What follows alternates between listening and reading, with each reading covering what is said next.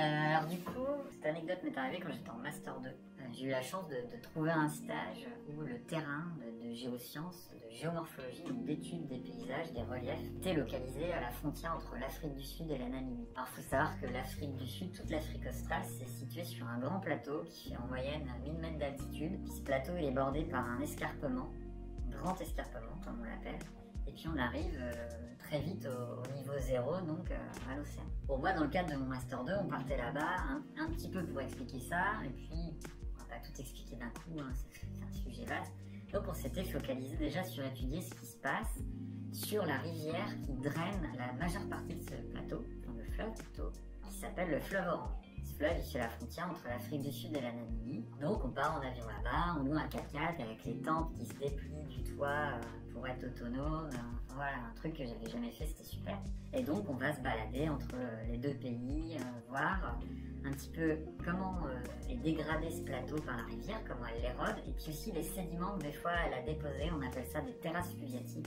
Donc déjà on arrive sur place et puis on essaye d'aller voir une, deux, trois terrasses fluviatiques. Alors c'est des choses très grandes, ça peut faire 10 mètres de haut, ça se reconnaît parce que c'est un peu plat.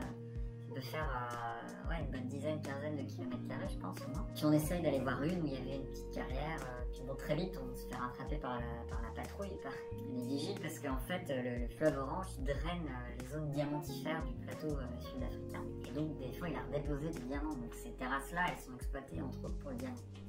Donc c'est un peu compliqué notre tâche. Donc on se baladait là, le long du fleuve Orange. Et le fleuve Orange, quand il arrive vers son embouchure, eh bien, vient se jeter dedans la Fish River. La Fish River, c'est une rivière qui est assez peu connue, mais c'est le deuxième plus grand canyon, plus profond canyon au monde après le Grand Canyon. C'est quand même un truc gigantesque. Et ça vient se jeter donc dans ce fleuve Orange. Et donc nous, on voulait franchir la Fish River pour aller jusqu'à l'océan ce jour-là. Au final, pour terminer un petit peu ce côté-là du fleuve et voir s'il n'y avait pas d'autres observations à faire.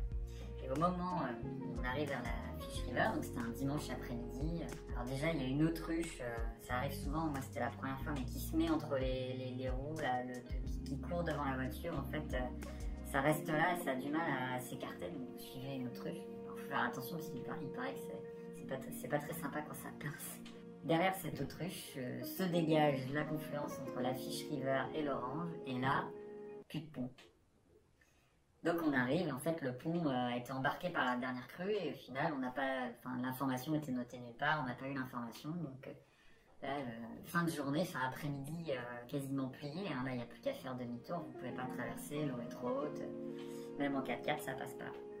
Les jours là il faisait super chaud, et comme la plupart des jours, et donc là on s'est regardé et j'ai vu mes encadrants sourire, dire bon bah voilà, fatalité, aujourd'hui on va s'accorder une petite pause, et donc du coup on s'est déshabillé et on s'est baigné dans la Fish River à la confluence avec l'Orange.